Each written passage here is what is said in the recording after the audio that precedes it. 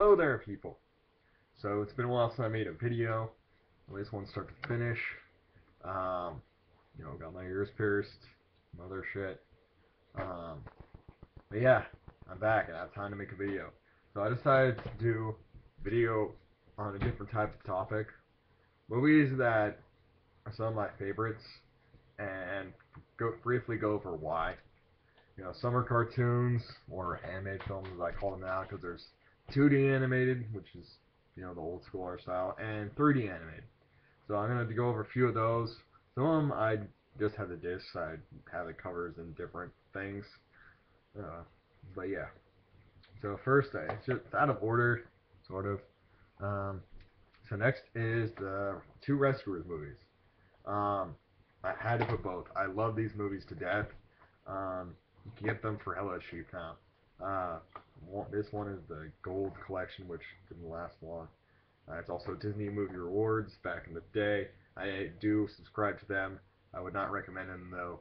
They're assholes and Disney will jack your money.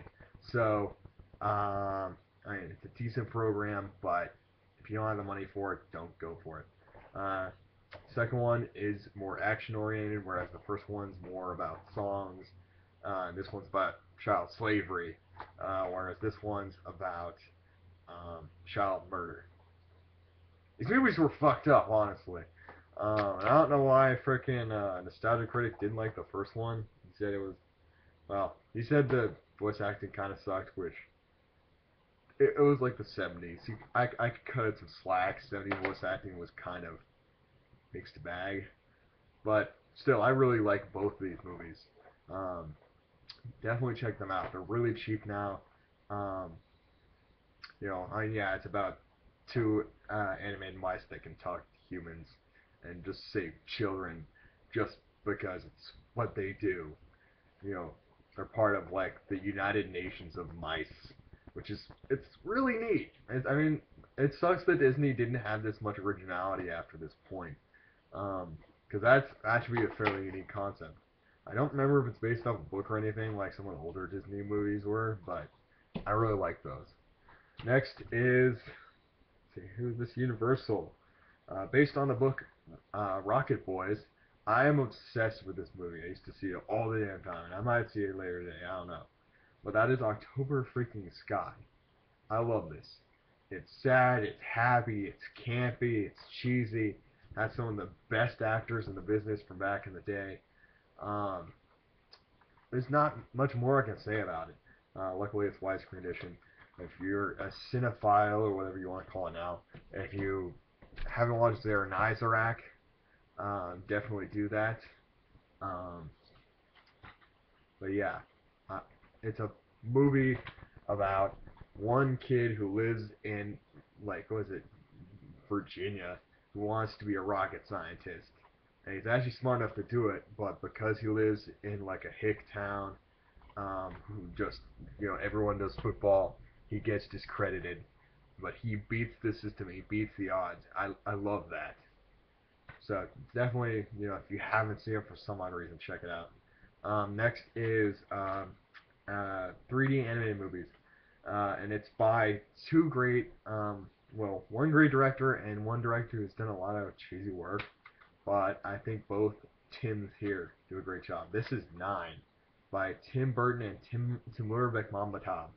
I wish they did more stuff together that was animated because after this, I think they worked on, I think it was Abraham Lincoln Vampire Hunter was the next movie they did, or at least that's what Timur Bekmambetov did.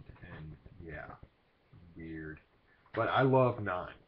It's like it's another post-apocalyptic movie, but with no humans and no zombies and shit.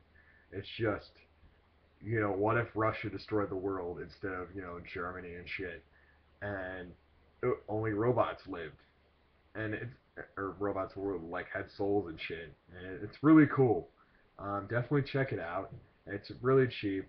Um, I really love this movie. I wish they'd done more with it, and it sort of sets up a sequel, but not really. Um, but you have to definitely see it. I love this film. It's amazing. I'm sure the main voice actor is Elijah Wood. But I love his work. You know, I think he did Happy Feet, and he did do Tron Uprising. Yeah, Tron Uprising, which is one of the best Disney cartoons you could have ever seen. In like, was it 2012 or 2013? It was beautiful, and Disney pulled the plug. At the same time, I think, or shortly after, was Motor City. They pulled the plug on these two great franchises, and it's really sad because they just completely destroyed anything that Disney had in like 5 years. It's like Cartoon Network when they pulled Young Justice and Green Lantern, the animated series. They were better than stuff they had been airing for years, and they just had to. Nope, we have a new lineup of a bunch of bullshit that we have in alpha that we have to rush out the door. So we're gonna do that, and it'll take us 2 years or a year and a half to get back to what it was. And even then, you miss out on these great franchises. It's really disappointing. But definitely check out Nine, especially if you like Elijah Wood's voice acting, which is very good. And I think this was one of his earlier ones after Happy Feet and before. Um, yeah.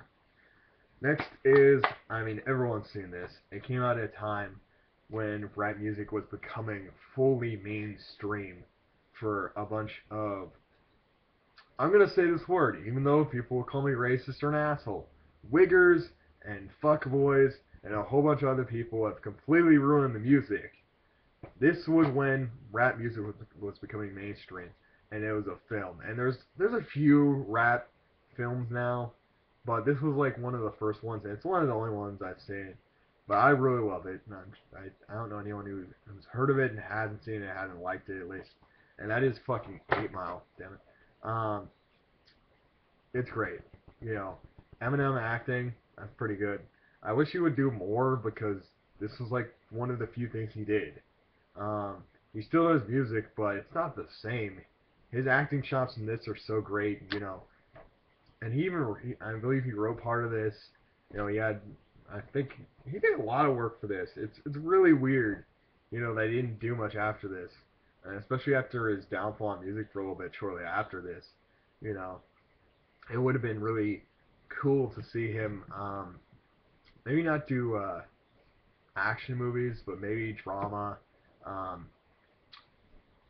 definitely not comedy. You don't want to see, it's like when Channing Tatum like did all the Step Up movies, which were dramatic and dance movies, to being in comedy action flicks, which were just weird looking to me. I didn't even watch him, but he could have been in more dramas, and he would have been, done really well. But whatever, we can talk about what could have been, could be, but oh well. Next is I didn't get that's full screen. This is full screen. I didn't get widescreen versions of these. But I'll get that on Blu-ray because that DVD stretched to oblivion and will only play on my Blu-ray player. Although, so yeah. Well, this is a movie which was inspired by another movie I'll show in a minute, or at least the actor took inspiration with his voice. It's about it's supposedly based on a true story. I don't know how accurate it is, but parts of it are definitely related to an actual story, and that is Catch Me If You Can. Definitely good.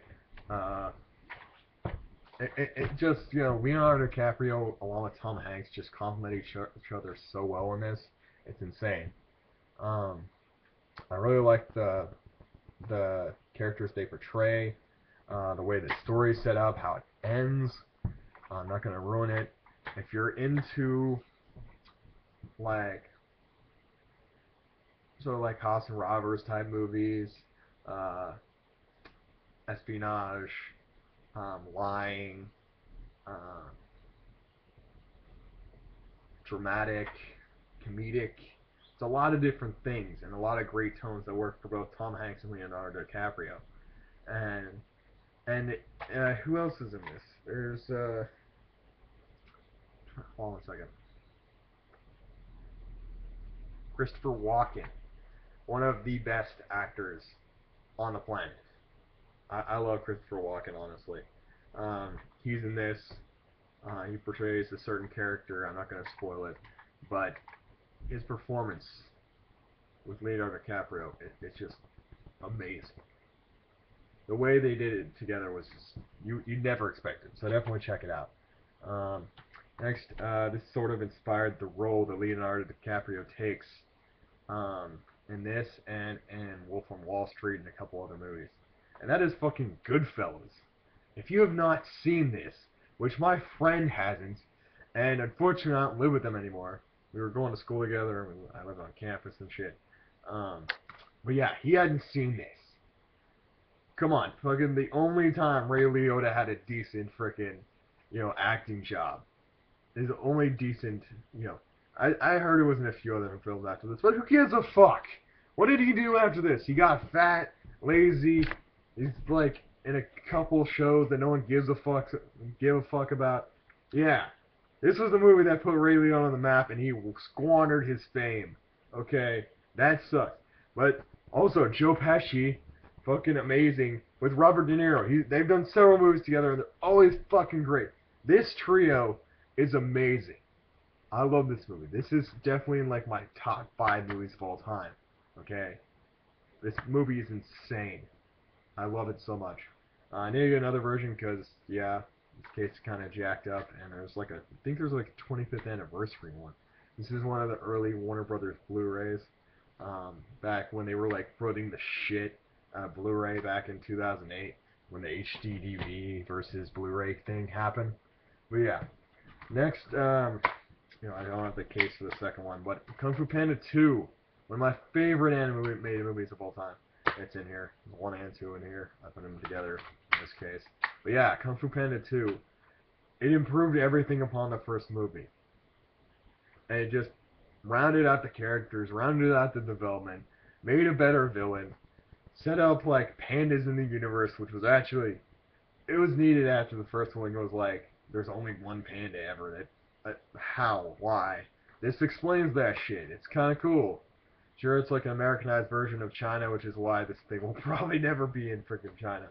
Or if it, I heard it might have been in China, probably heavily censored and edited, and kind of like what Disney did with Big Hero 6 in Korea. The fuck? Seriously, Disney. But yeah, I love Kung Fu Panda series. They're both pretty good, but I love the second one more. And I can't wait for 3. I think it comes out late next year or 2017. I wish it would hurry the fuck up because this came out like, I think the second one came out like 2011. I'm like still waiting for the sequel, But things happen. I'm excited. Next, I haven't seen this movie, but and this is Wreck-It Ralph as well. This is The Wind Rises, which I still have to see, and I've had this thing for like almost a year. But yeah, Wreck-It Ralph. I love the shit out of that movie. Yeah, it says, owned by some sort of DVD store or whatever. I don't know. But I love Wreck-It Ralph. The jokes, some were pretty bad. The setup was, some of the jokes were good. The setup was great. Character development was awesome. The voice actors, I never thought they would do great in an animated film. Doing voice acting at all, some of these people were just regular actors, and they decided to do voice acting on a whim for this. Well, maybe they were contacted. I don't know the story behind it. But they did great work for this. I loved Wreck-It Ralph. It was, for me, it was like the beginning of the new Disney Renaissance. Fuck Frozen. Tangled kind of got us there. I like Tangled. And I wish more people did. But for, 3D animated movies from Disney, it pretty much had it on the map with Wreck-It Ralph. And the last one, another Joe Pesci and Robert De Niro movie. No, it's not the fighting one, sadly. Casino. Holy crap. Casino. I can't believe I hadn't seen this for so long. I had it. My collection, much like The Wind Rises, and I still need to see Unforgiven. I didn't get to finish The Shining yet, which I need to do because that movie's ancient. It's by Stanley Kubrick, who's supposed to be like one of the best directors ever. Casino is great. It's like, what if Robert De Niro, he's still a monster like he was in Goodfellas, but in this, it's like, what if he got the opportunity to run a casino for the mob, and while everyone else is getting caught, he's the only one who doesn't. And Joe Pesci has his role in it, and it's really unique, and all the suspense. You see everything going on, but they don't. Joe Pesci and Robert De Niro don't know what's going on. Robert De Niro is trying to figure out what to do with his power and all of this money, and Joe Pesci is jealous and is trying to rig it, so he could get involved in it. And meanwhile, you know, it's trying to be shut down by, I believe it's the FBI or something. Um, and you just see everything, and you can see at the end what's really gonna happen, but it's so unique. I just love it. Um, it doesn't hit the Goodfellas vibe with all the freaking things that come together in Goodfellas, but Casino, the suspense just is amazing. It's definitely in my top 15 movies of all time. It has to be in the top 20 at least. It's beautiful, beautifully done. Who directed this? Um, Martin Scorsese. Yeah, that's how you know you've hit it big. I mean, who did Goodfellas? Hold on. Martin Scorsese. Yeah, see, I mean, it's freaking insane. I love his films. Some of them, these are the two that I've seen from him. I don't know if I've seen more, but he does such great work, honestly, that you know I could recommend more of his films based on those two.